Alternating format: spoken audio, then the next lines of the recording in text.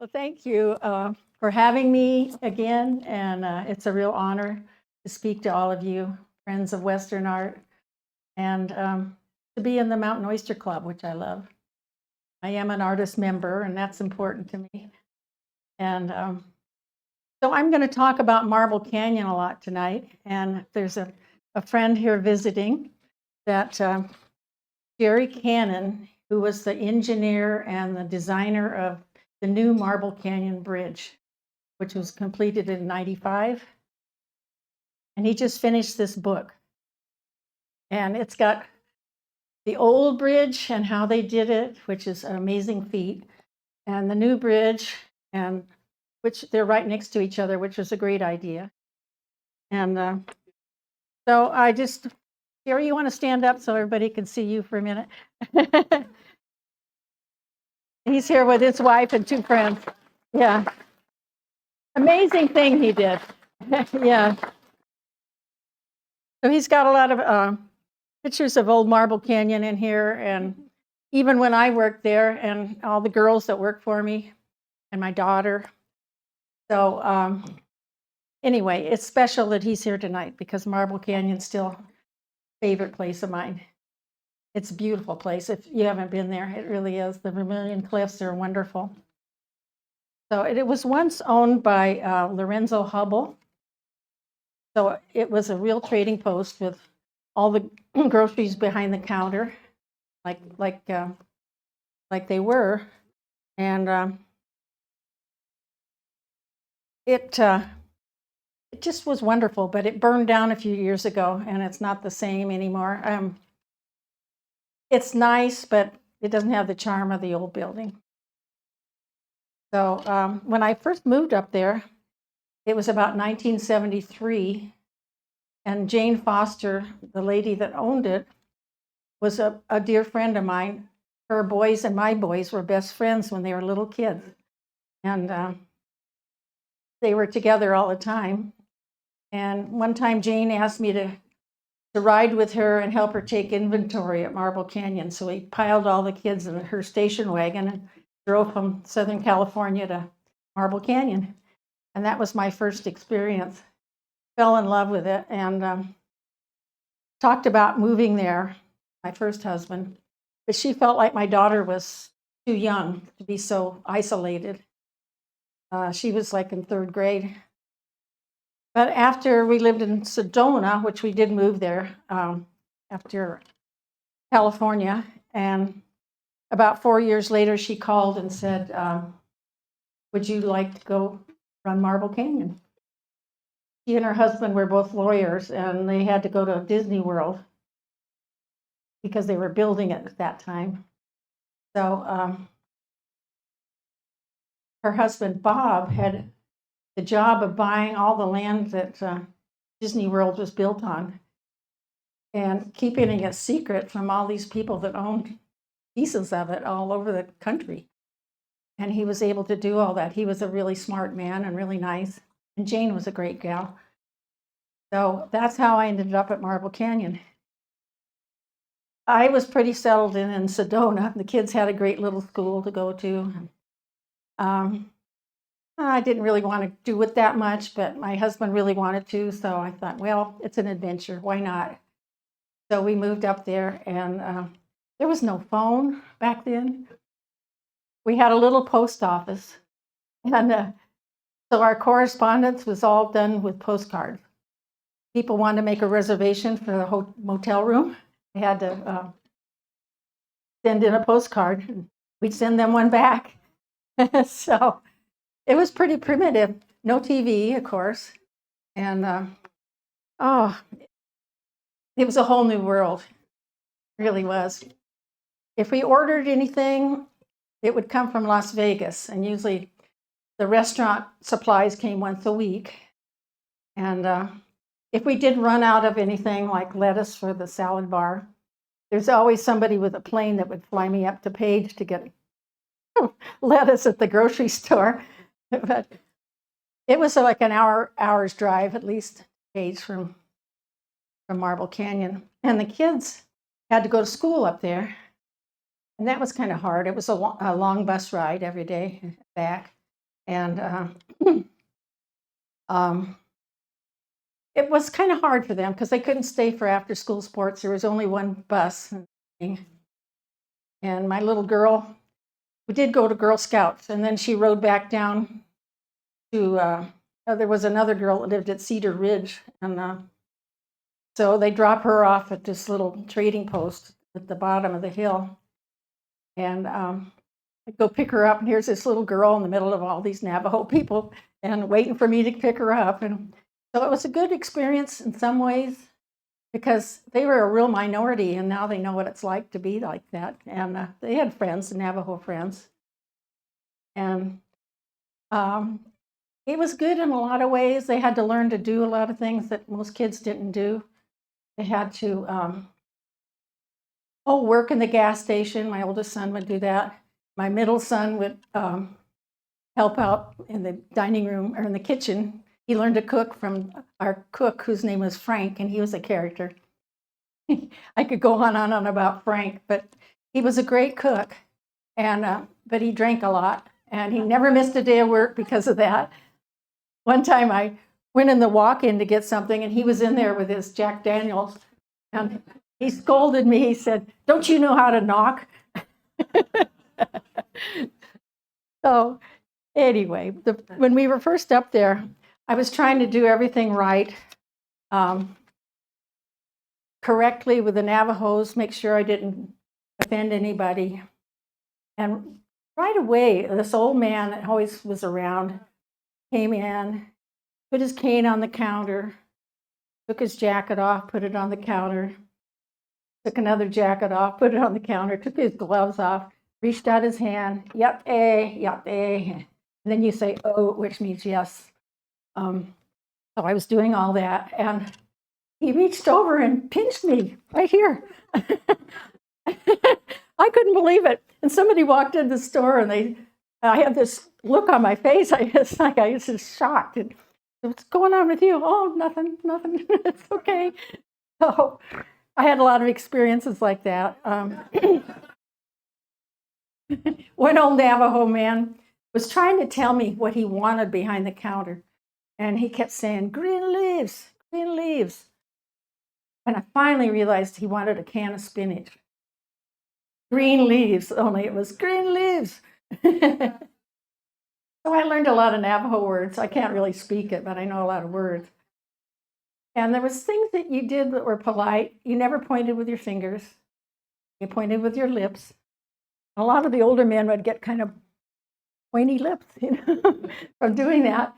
And if you went to visit somebody, you would wait outside in your car until somebody comes out of the hogan. And then it's okay. You don't go up and knock on the door or anything like that. You just wait. So there's a lot of etiquettes that they have. And you don't really look at anybody straight across. You kind of look at the ground. I kind of did that when I got home from living up there. I developed the habit. So look at my notes here. Yeah, the groceries were behind the trading post. There was a fellow that worked at the gas station named Sosiazi, and he was a character. And he'd come in this trading post all the time, and he always wanted to know where my husband was. His name was, he called him Austin Yellowhair. Austin's Mister. You probably know that, Jerry. Yeah. So he'd go in the bathroom, and then we finally realized he had a bottle of Twister in the toilet tank. And they like to drink this fortified wine called Twister. It was cheap. It was peppermint flavored. And they always said, it settles my stomach. It had kind of candy stripes on the outside of the bottle. It was bad stuff, really bad. But Jane, who lived in Florida then, would order it. We kind of had a little thing going because I didn't want all these people passing out on the porch waiting for me to open up in the morning. And so I'd send it back, and then she'd order it again. But she wasn't living there then, it was hard. This just went off. No, it didn't.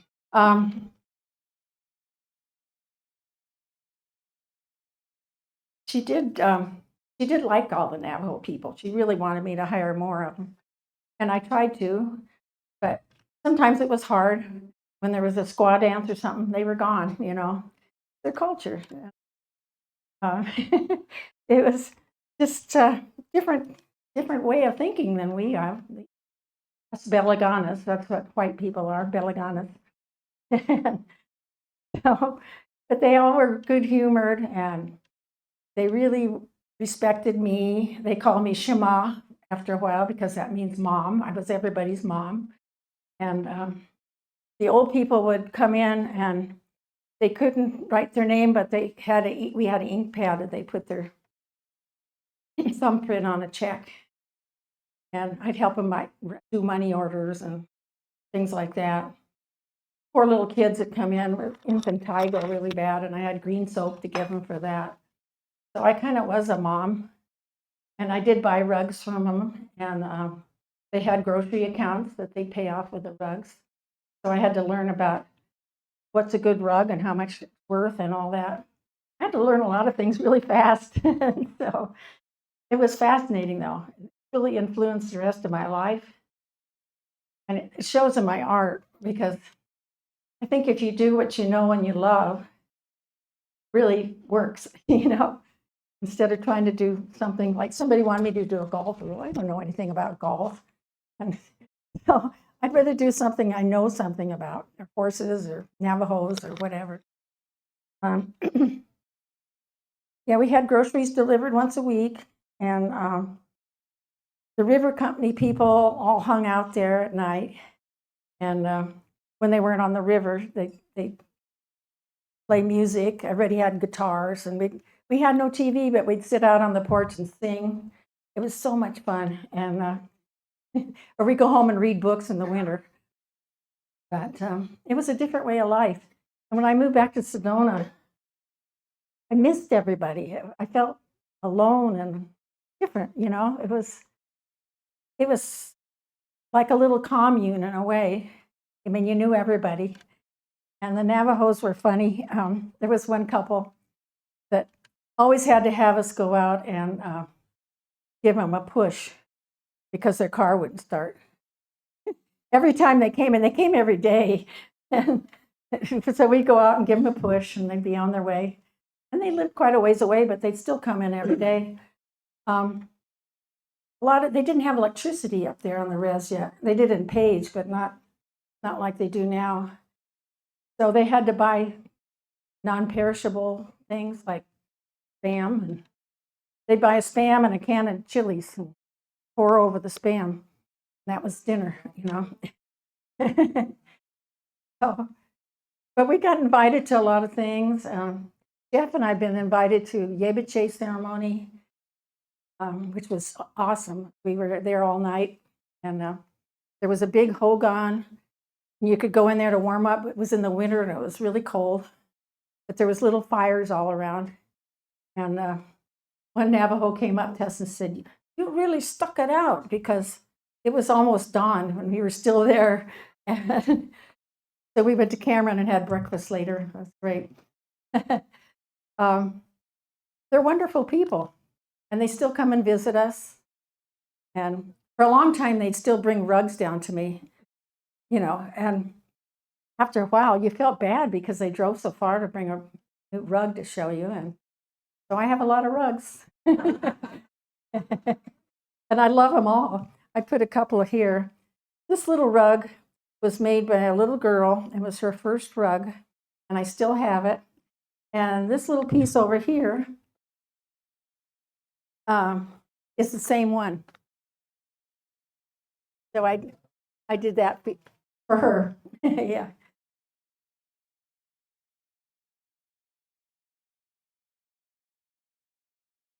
Well, thank you. My throat's funny. Yeah. Mm.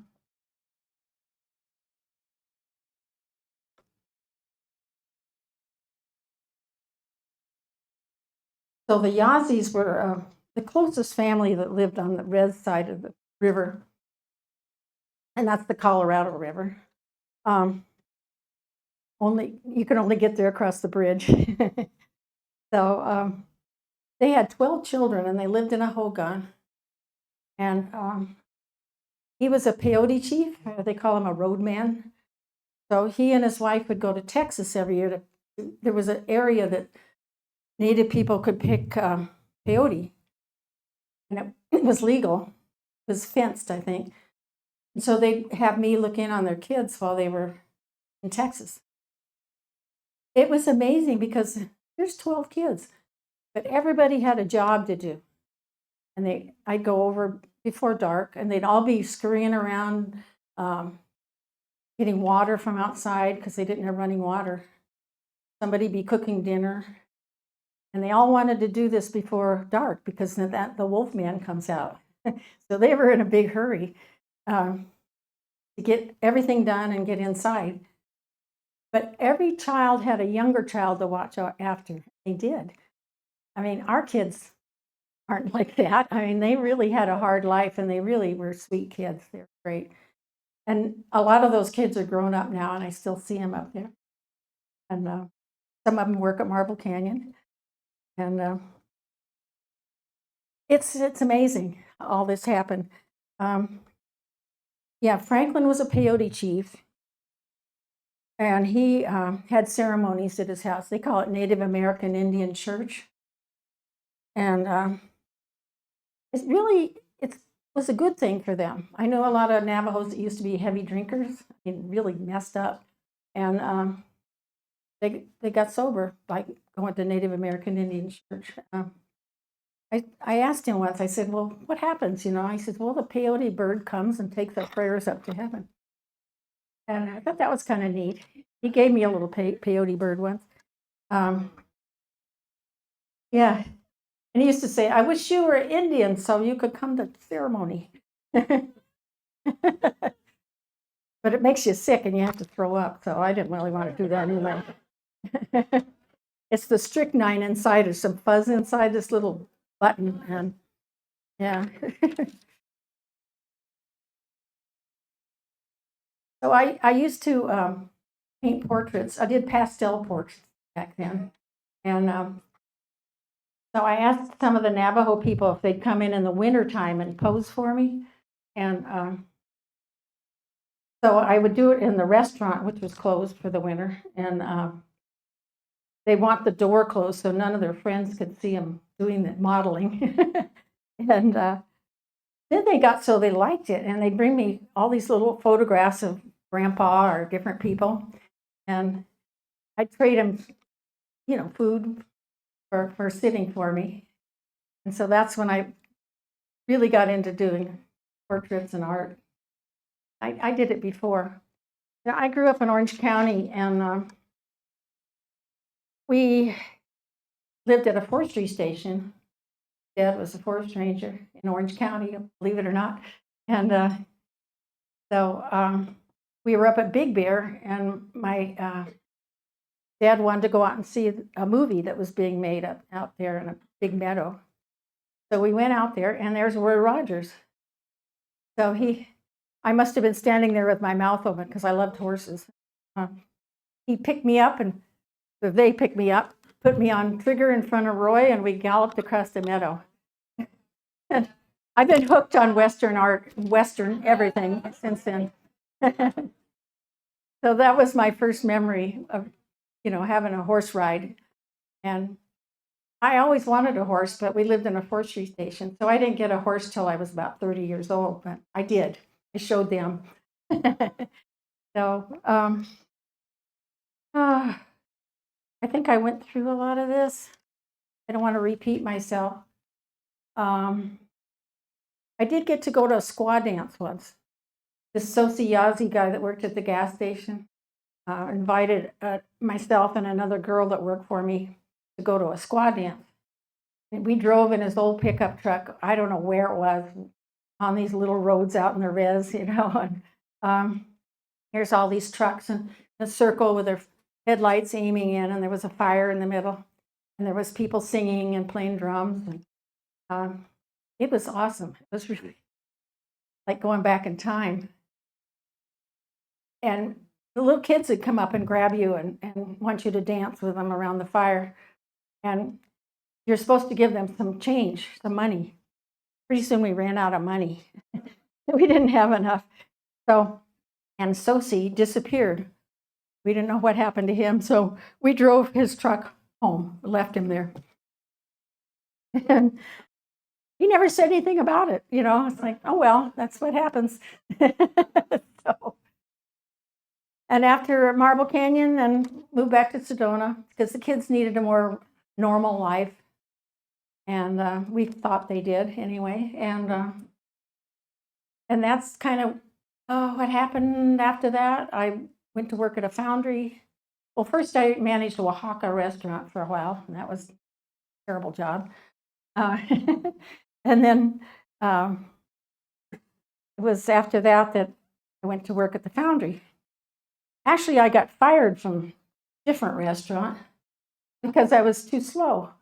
And so I remembered, and at the time, I was a single parent by then. At the time, I thought, oh no, I can't even be a waitress. So I remembered somebody used to come in Oaxaca that had worked at this foundry, and he said, you're an artist, because I used to do paintings and hang them on the wall in the restaurant.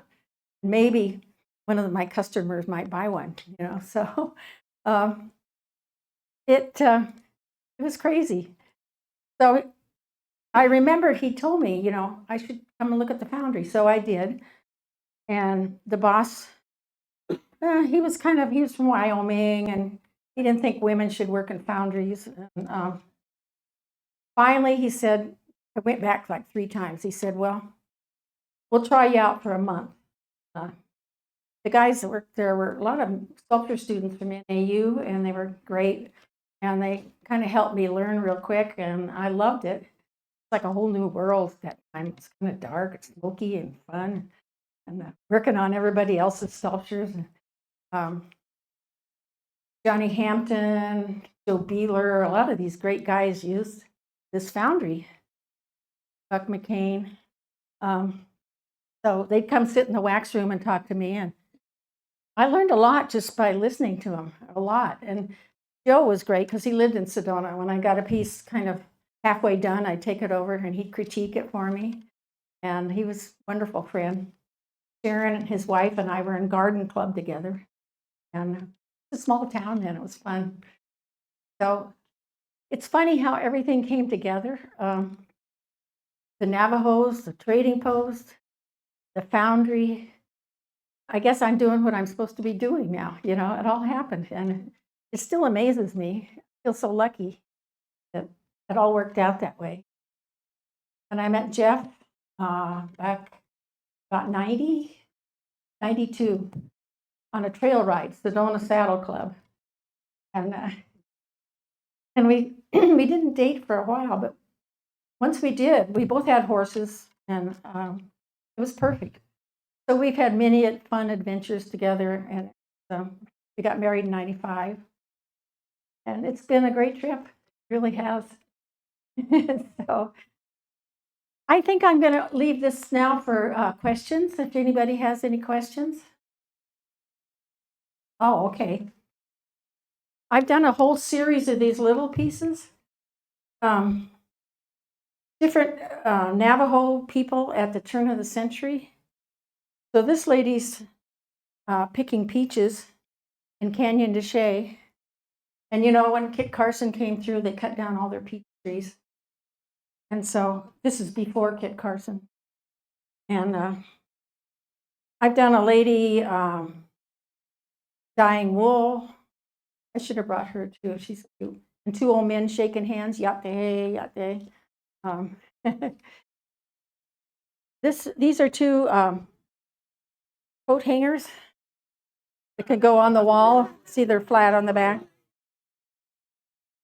So those are kind of fun utility things. And this is a brand new piece that nobody's seen. I was hoping to get it done in time for the MO show, but foundries are slow right now. So he's got his pistol, got his rifle case, scabbard. A lot of photographs. Really? Yeah. True West magazine had a whole thing on Texas Rangers. That's a great magazine too. And this is Quanah Parker. Oh, sorry. This is Quanah Parker. I've been listening to this tape all the time I was working on it, called Empire of the Summer Moon. Fabulous story about Quanah Parker and the Comanches. So he's not done yet, but I wanted you to see a clay. And it's still, it never gets hard. It's soft, oil-based clay. So it doesn't dry out like ceramic clay does. It's water-based. So it's nice to work with. If you make a mistake, you can just mark it out and do it again. So, but he's going to have earrings and jewelry, some beads, and his face is pretty much done, but I've been working on it about 2 weeks, I guess. No, really from listening to this tape about Quanah Parker. His life was amazing. Oklahoma, yeah. And he was a war chief. He was fierce. He was terrible. I mean, they were fighting for their lives. And once he realized that it was a losing battle, he adapted to the white man's ways, and he became very successful. He became a cattleman, and he went to Washington several times. Yeah, late 1800s.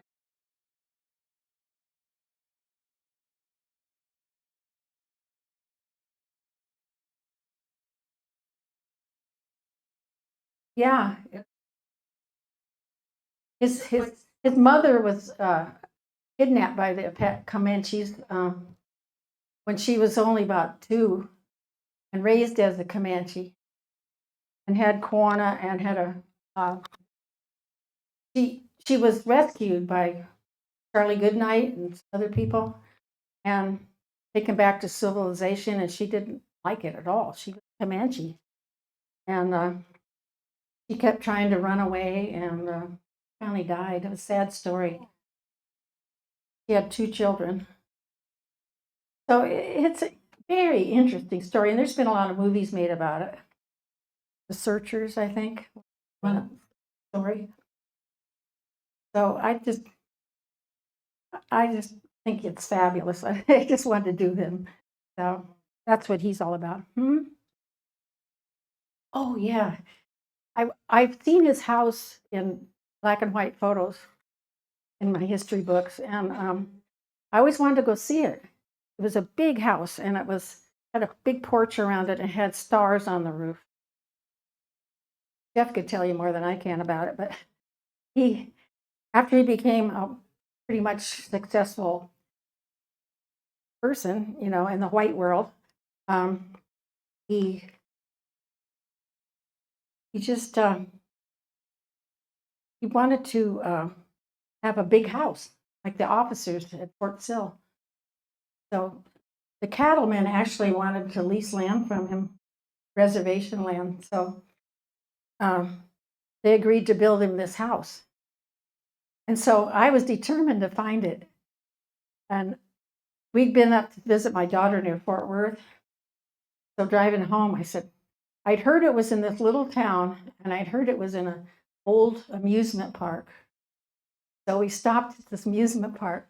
There was an old decrepit sign out in front. And so it was a kind of a trading post little restaurant thing with a dog chained up that almost would get you when you got to the door. Cars with flat tires out in front. It was really bad. And Jeff says, you don't want to go in there. You don't want to talk to that guy. But I did. And I went up, and he said, well, I got to go make a bank deposit, but I'll be right back. And so he did come back, and he went to this gate, and he opened it. In the meantime, this black truck came up behind us. We went through the gate. The guy with the truck locked the gate, and we thought, uh-oh, what's going on? The chainsaw massacre, I mean, this guy looked bad, he really did. It turned out he was really nice, and he told us the whole story of how Kawana Parker got this house, and it still had the stars on the roof, and there it was in this old amusement park, out in a meadow. It was late afternoon, and the shadows were on the grass, and I couldn't believe it. We couldn't go in it, but it was still great just to see it. And he had some other things there. I mean, this thing was a rundown old amusement park with a roller coaster and vines that had grown all over it. It was really creepy. So anyway, that was our experience to see Kawana Parker's house, and it was worth it, every bit of it. So, Did you? Oh, and yeah, usually I decide at the end. So it's been a lot of 35 or 45. that's typical. Yeah. So it depends on the piece.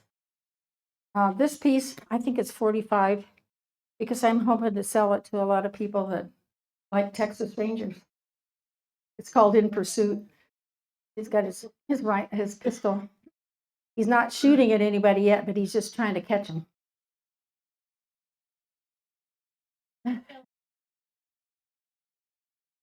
Next year. Yeah. So yeah, I haven't run out of ideas yet. I have a lot of ideas in my head.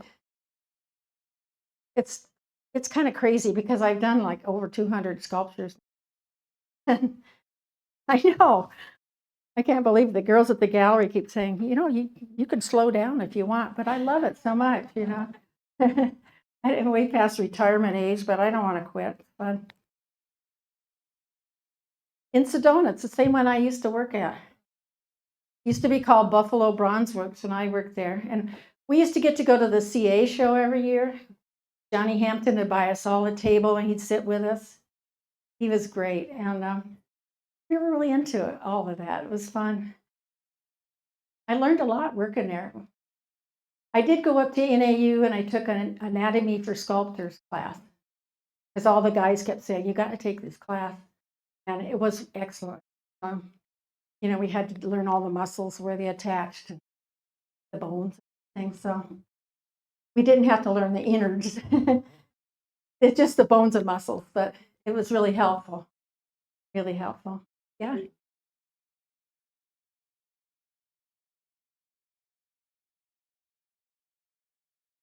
Yeah.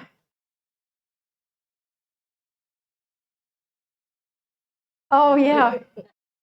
In fact, I did work out a price on that, so we can talk about it later. One other highly out. Oh, that's a good thing to say too. Yeah, this sounds crazy, but my dad was a forest ranger and then he became fire prevention coordinator for the state of California. And he really loved his job. And he went up to advertising agency in LA. I think it was called Foot, Cone, and Belding. And they, with my dad, drew up Smokey Bear. And only you. And remember, they used to have these black and white spots on TV. And they were pretty hokey when I look back at it. But I got to wear the Smokey Bear suit. I was like 16 and point a lot. It was fun. It was a really beautiful suit, too. It was really nice. Had Velcro around the head. Nice. So, no, I don't know what happened to it. It belongs to the state.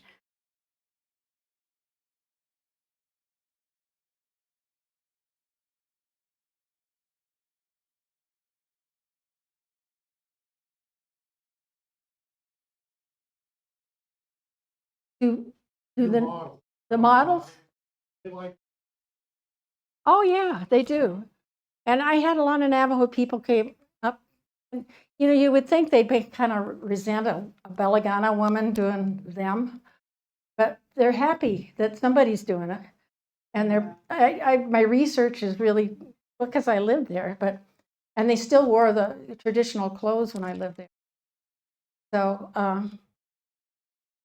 Yeah, I've never had anybody say you shouldn't have done that or that's rude or anything. So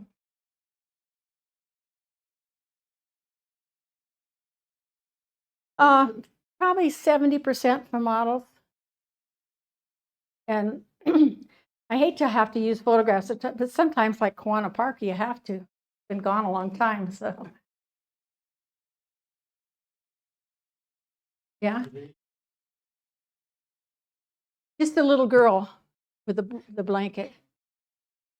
But I do have a piece that's in the club here somewhere. Is it? No, it's not for sale. Yeah, and this has been the show. So, yeah, it's a Navajo called Late for the Sing, and he's running on his horse to catch up, get to the sing in time. That's right. Yeah, I did Charlie Russell. He's sitting on the ground with a sketch pad, and his horse is standing behind him. And I did contact the museum in Montana, and he sent me pictures of his horse and his saddle. So I tried to do it just like real things. So.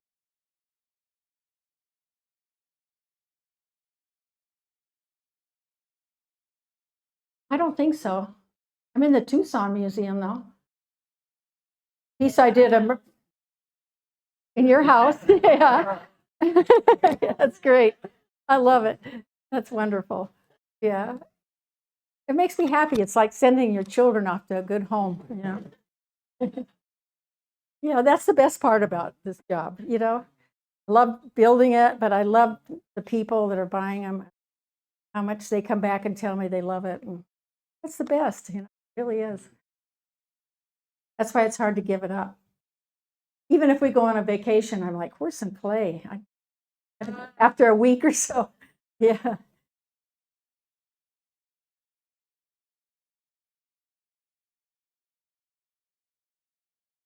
It's called Mountain Trails, and it's upstairs in Tlaquepaque. I'm also down here at Mark Sublet's Medicine Man Gallery. That's a great gallery. I love everything he has in there. It's great. But yeah, I'm in Sedona, and I sculpt in the gallery. I don't do it as much as I used to. We call it precast, where people could buy the clay. They're buying a bronze for later, but price goes up after it's cast. So yeah, that was a good thing. But you just get tired of telling the foundry process over and over again to people. And you know, most of it's just over their head. And then they'll go, after I tell them all this stuff, then when do you dip it? You know, like baby shoe. So, not that I mind, but it just gets old, you know. But it's good for me to get out of the studio and go be around people. And the girls at the gallery are great. They're good friends. So it's nice contrast. But I do like being at home with my dog and playing the music I like, and sculpting. So I like to paint too. My husband likes to paint. We go out and paint plein air together, and that's fun. We don't even talk. We're just trying to catch the light before it's gone, you know. We just stand there for hours and never say a word. I'm glad that he likes art too. And he really has developed really, he knows all the old artists and the new ones. We love Kurt Walters. He lives in Sedona. And Kurt and his partner Tom came in the gallery one day and said, we want that piece. We want to trade. I never would have gone to him and asked for a trade. Never, because he's so good. And so, okay. So then he felt guilty because he was painting for the Prix de West and he was painting for the Autry show. So he said, well, just come on over and pick out something at my house. So we did, but we were hoping to get Grand Canyon, but this is a really unusual piece for him. And it's an old motel between Taos and Santa Fe. And it's even got some cars parked in front of it. And he said when he was painting it, this old hippie came out of the building and said, ah, you're painting Becky's car. So he called it Becky's car. So we're surrounded by artists and art. It's really fun. Nobody's jealous of each other. We're all supportive. But yeah, best place to be. When I first moved to Sedona, I signed up for a watercolor class at the art center. They didn't have anything like that where I lived in California. We had Laguna Beach with lots of galleries, but there was no place to go take classes. And I loved it. And I met all these nice ladies that were in the class. And even when the class was over with, we still went out and painted together. So moving to Sedona was great. It was a good thing for me. It really was.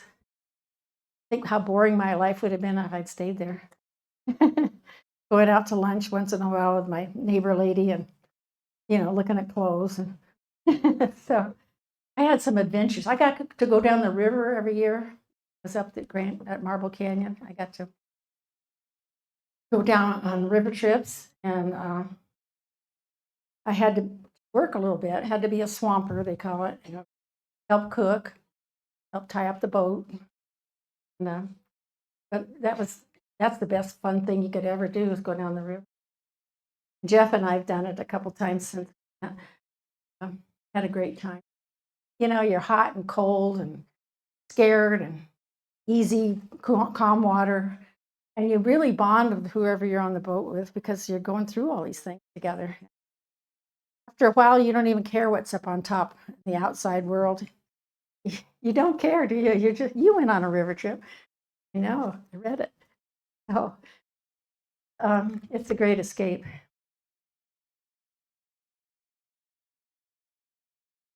I have. Yeah. It's in front of the library.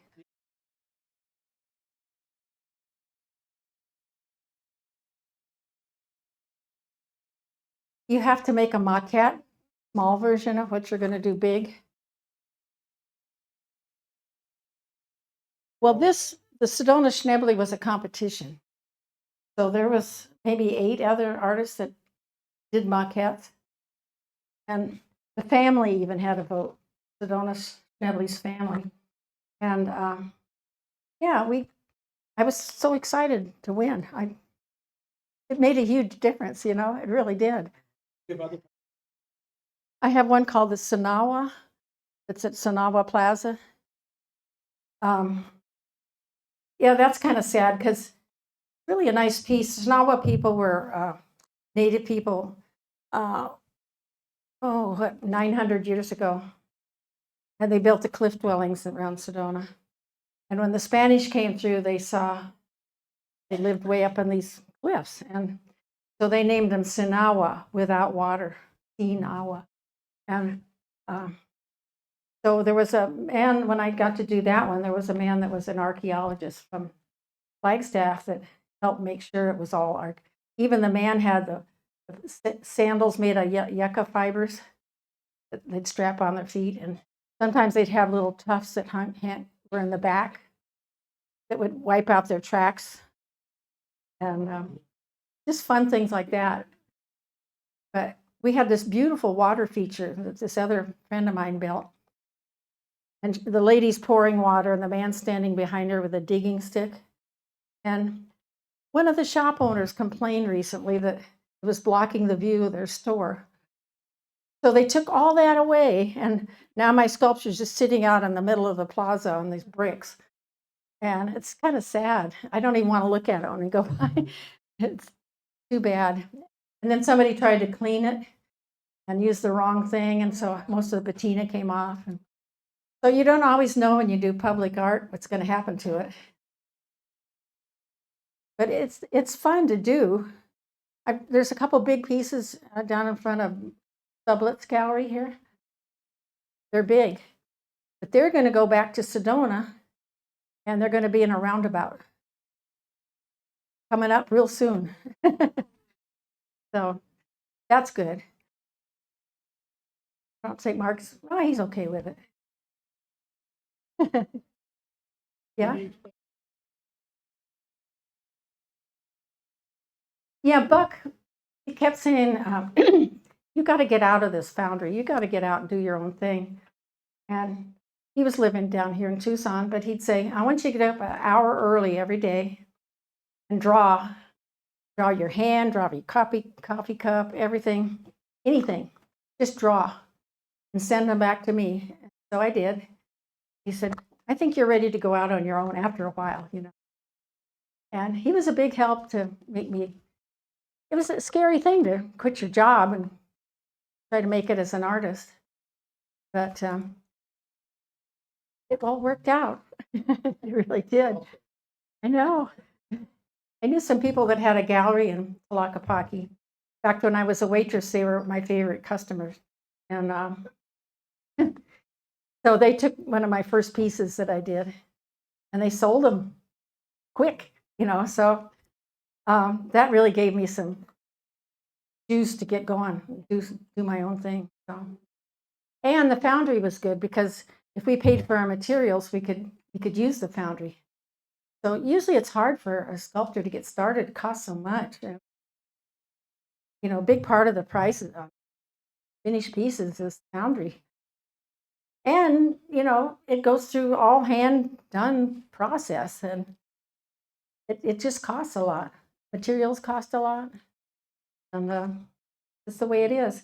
So by having my boss say, well, you can keep doing sculptures, but you got to pay for the materials. Oh, great. So that was big thing to get started. That really helped.